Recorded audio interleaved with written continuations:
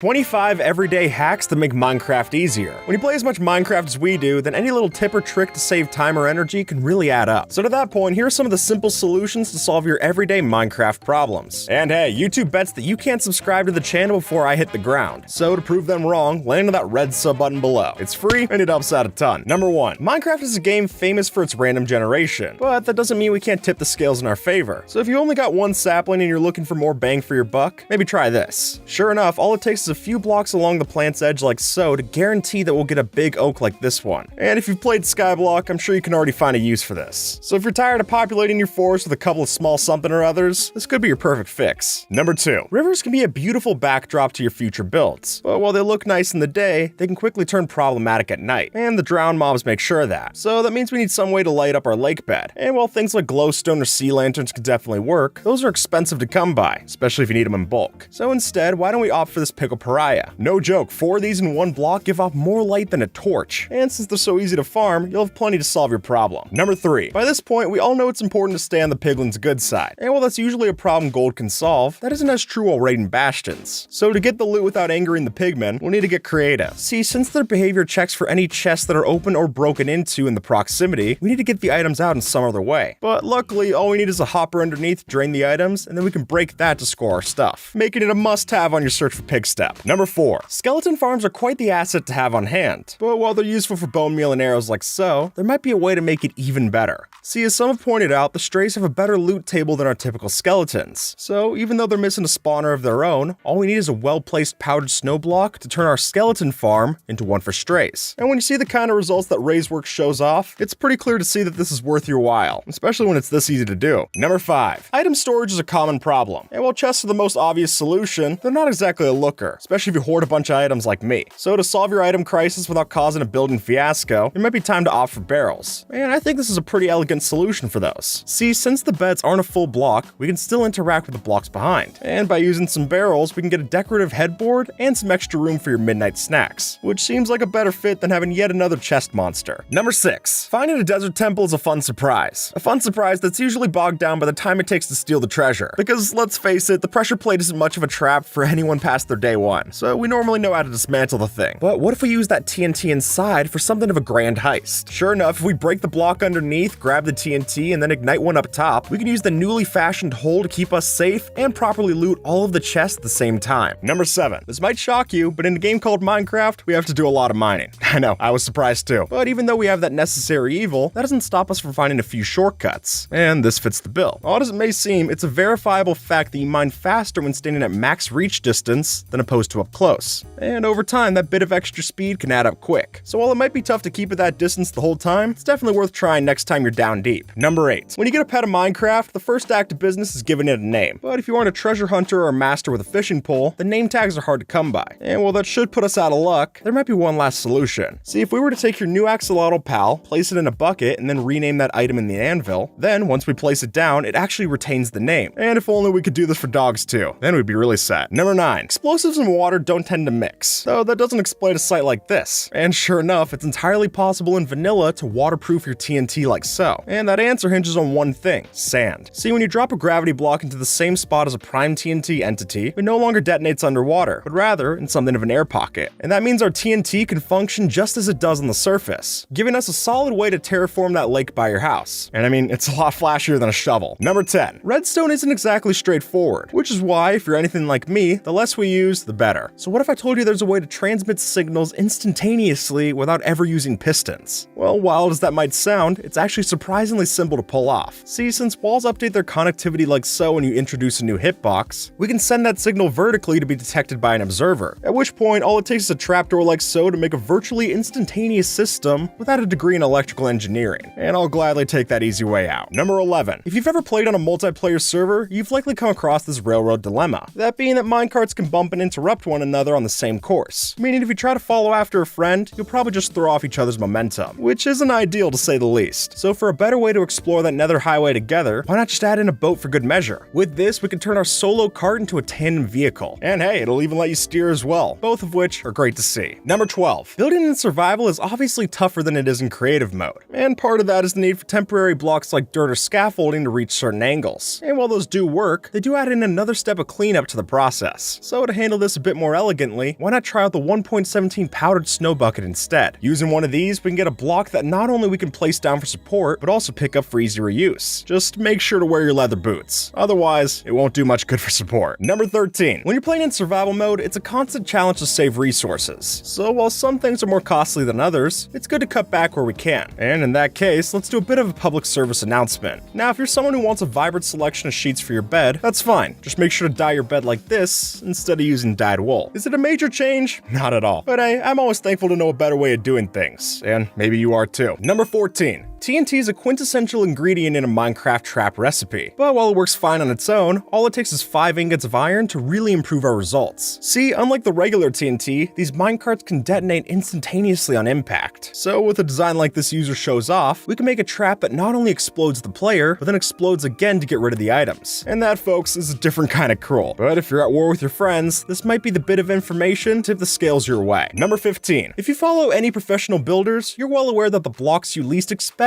might just be the most useful, and this is no different. See, in the base game, there's currently no way to angle your wooden planks a certain way, meaning we're usually stuck to this one direction, or we would be if we didn't have lecterns. Because once we put these planks into a crafting grid like so, we can use the bottom texture to get something of a rotated plank roof for our house, which might look weird from above, but down here, it's definitely a nice change. Number 16. With the 1.13 updated quad deck came the big change to our waterlogged blocks, and while those offer plenty of different ways to use them, this might be my favorite. See, when you waterlog a trapdoor, we get our very own mini floodgate to put to use. And that gives us something to use at our simple crop farm, or we could even do as this user shows and make a compact generator for both stone and cobblestone. So if you want stone, you flip it this way, and if not, the other side will do the trick for cobble. Number 17. Insta-mining is one of the simple joys of Minecraft. And while it's a power trip for sure, it's not that easy to come by. So if you don't have the 1,477 ingots to make a full Haste 2 beacon, we'll need to find some other way to level that mountain. And luckily, these lush caves can lend a hand. With one moss block and a chunk of bone meal, we can turn this lump of stone into a pile of plants. And from there, we don't need any endgame enchantments, a stone hoe will insta-mine just the same. Number 18. Animal husbandry is a cornerstone in the Minecraft experience. But while it's straightforward to move a bunch of sheep or cattle, it's sometimes tedious. I mean, I doubt many of us are walking around with weed at all times. I'm definitely not. So to fix those pigs who got out of the pen, we could solve this simply by using a flint and steel. Sure enough, when lit on fire, these mobs are coded to pathfind to the nearest water source, meaning a system like this is sure to have them relocate themselves, just as long as they don't become pork chops in the process. Number 19. By this point, I'd bet plenty of us are guilty of going AFK, and that's why a lot of farms and machines are built around leaving your game up and running. But while it's a necessity for those, going AFK can just as quickly turn into a nightmare. So to keep those hours of waiting from just ending in a respawn screen, let's try this instead. See, if we lay out a composter and then add a trapdoor lid like such, we can close the top and let ourselves survive the night without a problem, giving us the chance to AFK for yet another day. Number 20. When you take the time to build something beautiful in Minecraft, you'll rightfully want to show it off. But a screenshot like this doesn't do it justice. So to make sure your post looks the best for when you show it off to your friends or the subreddit, this guide might be your best bet. First, you'll find your area, then you lower your FOV to 30 for a better lens, and then max out the render distance so you don't have any unloaded chunks at the back. From there, add shaders if you'd like, but otherwise you can take a shot of your masterpiece. Number 21. Hunting for buried treasure is a time-honored tradition, but even though people have been doing this for centuries, that doesn't mean we need to spend centuries looking for your stuff. So to cut down the search time and cut right to the heart of the sea, pay attention to these two numbers. Once you line up in the general area of where the X marks the spot, check the F3 debug screen and find where it says chunk. Then, once you see that, have the numbers here and here both say 9. From that point, dig down and you'll reap the rewards. Simple as that. Number 22. Fall damage is no laughing matter. But that said, there are so many ways to avoid it that it's almost comical. And this one with the powdered snow might be my favorite. See, if you fall into powdered snow regularly, it breaks your fall as intended. Though this even works with the carpet on top, as you can see here, meaning we can make virtually unnoticeable landing pads in your next base. And it even works in the nether. So if you have the time to wait for your cauldron to fill up with snow, this might be the best way to save your legs going forward. Number 23. While Steve has some pretty deep pockets, that doesn't make moving items all that much fun to do. And it gets even worse when you're trying to move across an ocean to find a new biome home. So before we get shulker boxes and ender chests, we'll have to hire on some help early game. And luckily, these mules can do just that. See, since our boats are a 2-seater, we can use the second slot to stash a bunch more items on the chest of a donkey. donkey, meaning we can narrow down the number of trips and have a ride when we arrive. Number 24. Picture the situation. You just lost a fight to a horde of piglins in the nether, and then as you try to head back to pick up your stuff, you have to wait through the long and drawn out portal loading animation. It's an unnecessary stress, for sure. So to prevent against that, the answer is as simple as the dirt you got nearby. No joke, by chucking a couple of pieces of trash through the portal, we can cause the other side to load at a faster pace. And from there, we can head through and grab our stuff before the piglins do. Number 25. Finding a fortress in the nether can be a grueling task, and during all that trial and error, it's easy to build up an appetite, which means we're probably crafting plenty of these mushroom stews. And while those are good, they aren't stackable, so we should stretch as much as we can out of one of these. And for my money, dandelions are the clear choice. And while I've sung the praises of dandelion suspicious stew in the past, I think this might be the clearest use for them. And when it's this easy to pack, it's a no-brainer, especially when you get that much saturation. And with that, folks, have a good one, alright?